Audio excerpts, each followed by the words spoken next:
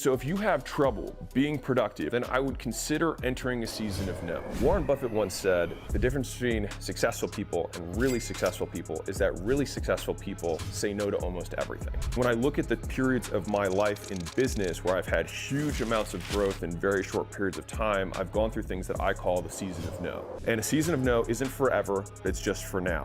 And sometimes seasons can be 3 months, sometimes seasons can be 3 years. The longest season of no that I had was a 3-year season. During that season of no, I said no to friends. I was a little bit extreme, but I also was running from absolute poverty, and I had started seeing some success, and I was so afraid of messing it up that I said no to alcohol. So I stopped drinking entirely. I stopped saying yes to any social events. I was in a paid group that I was paying like $35,000 a year to be in, and I didn't go to any of the events for 2 years, even though I paid for it. A lot of people think it hurts to say no to things, because it does, because you feel like you're rejecting other people, and most of us have been on the other side of that, and feeling rejected sucks. You have to kind of trick your brain into thinking that the no is actually a yes to the thing that matters most. Because the way that I've always thought about this was from my first principles perspective of, if I achieve this really big thing, in 3 years or 5 years, all of these doors will be open for me. But if I allow these onesie, twosie, one-off conversations, one-off favors, one-off things to take me away from that one big thing,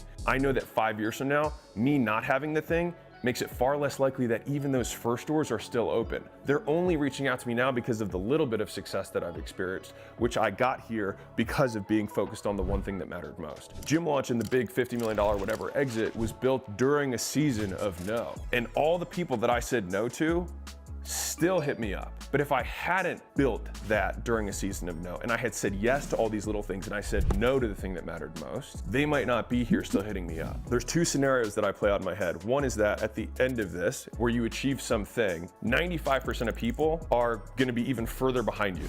And so you'll still have access to them. The people who were on par with you shoulder to shoulder, always mutual respect. You still also have access to them. If for some reason someone is offended that you said no to them earlier on, guess what? There are other people that in this future state will walk into your life. And so there's a lot of no's that I made early on that I can't even remember the door that probably permanently shut because I have so many other doors that have opened for me. I like to think of yeses that I give to other people as withdrawals from my personal energy account. And I think of no's as deposits into my goal account. Here's how Warren Buffett told people to make goals. He said, write down your 25 top goals in life. He said, really think about it. Make them in order, 1 to 25. Then circle the top 5. Tear off everything underneath and throw it away, because those are the only things that matter. During a season of no, I put all of my effort into the one goal of those 5 that matters the most to me. Then I write down what is the minimum that I have to do to not move backwards in these ones. Kind of like bodybuilding. You usually can only work on one weakness at a time. Steve Jobs said, people think focus means saying yes to the thing you've got to focus on, but that's not what it means at all. It means saying no to 100 other good ideas that are out there. You have to pick carefully. I'm actually as proud of the things we haven't done as the things I have done. When you think about focusing, right? You think, well, focusing is saying yes. No. Focusing is about saying no. Innovation is saying no to 1,000 other good ideas. There's the opportunistic yeses and nos that we have to make. So the better and better your business gets, the more attractive the opportunities that will present themselves. And so you may have this marketing agency, for example, and it's doing well, but then all of a sudden one of your clients is like, hey man, how about I give you equity in my business and you keep doing the marketing for me? And then you start thinking to yourself, well yeah, because I'm gonna make more on this deal, I should do this deal. But the thing is there's so much inefficiency in this one-off or onesie-twosie relationship that you lose on the main thing. If you build this massive agency, that's the thing that everyone's gonna come to you for. If you have this weird thing with 2 or 3 odd appendages from these one-off deals, I'll tell you as an investor, when I see that, I see an undisciplined entrepreneur.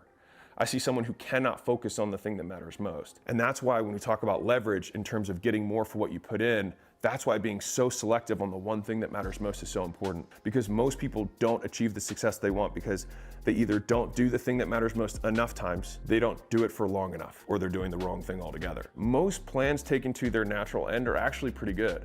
So even if you had a local business that was a dry cleaning business, if you did it for 40 years and never got distracted, I promise you that 1, you'd have a pretty good dry cleaning business. 2, you'd probably have multiple locations. And 3, you might have been able to scale nationwide. I was in the gym space for a decade, so I could have gone into probably having 100 locations of my own.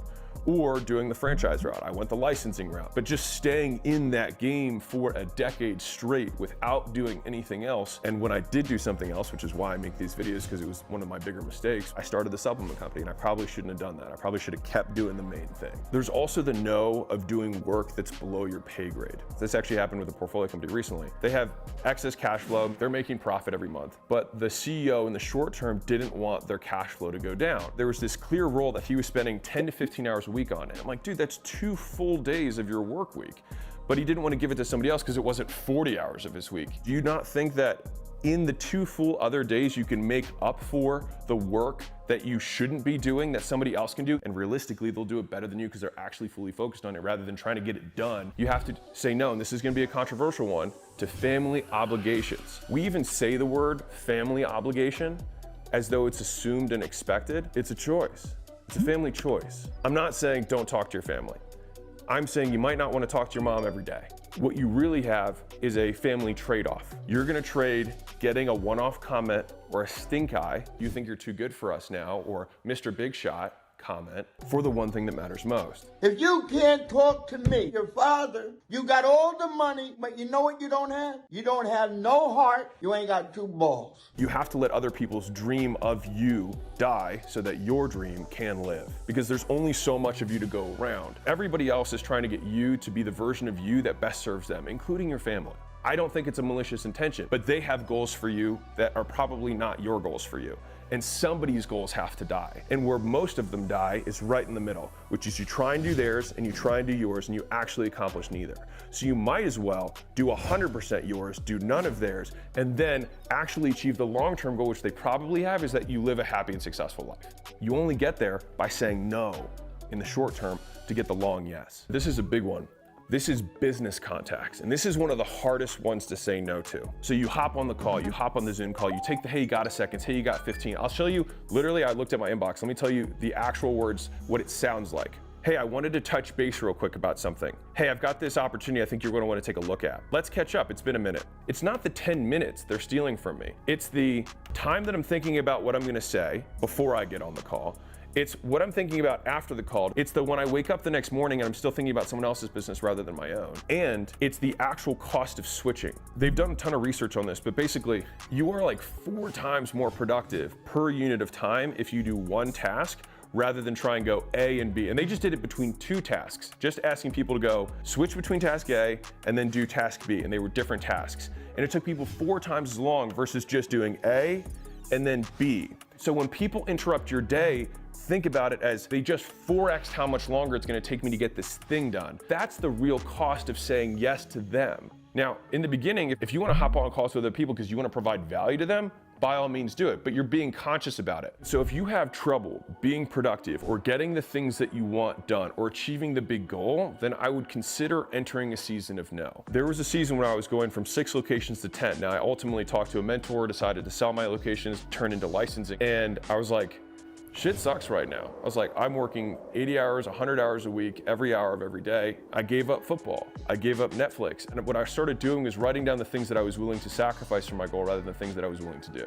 Because a lot of times people have these really big to-do lists, but what I don't think people do is make really big to-don't lists. Everybody ahead of you has the same time. So if you're working all day and you're not making progress as fast as you want, it means the people ahead of you, it's not that they're doing things you aren't, it's that you're doing things they aren't. They're choosing to say no to more activities than you are. And if you say no to everything else, what's left is the work in front of you that just needs doing. Jerry Seinfeld talked about how he wrote comedy. He never forced himself to write, but he said during the time block, he wasn't allowed to do anything else but write. He said, I could sit there, bored, but I couldn't do anything else except for write. It's a long time to spend on something that means absolutely nothing. But that's what I do. That's what people want me to do, is spend a lot of time wastefully, so that then I can then waste their time. People aren't willing to sit for that 2 or 3 minutes and they allow themselves to get distracted.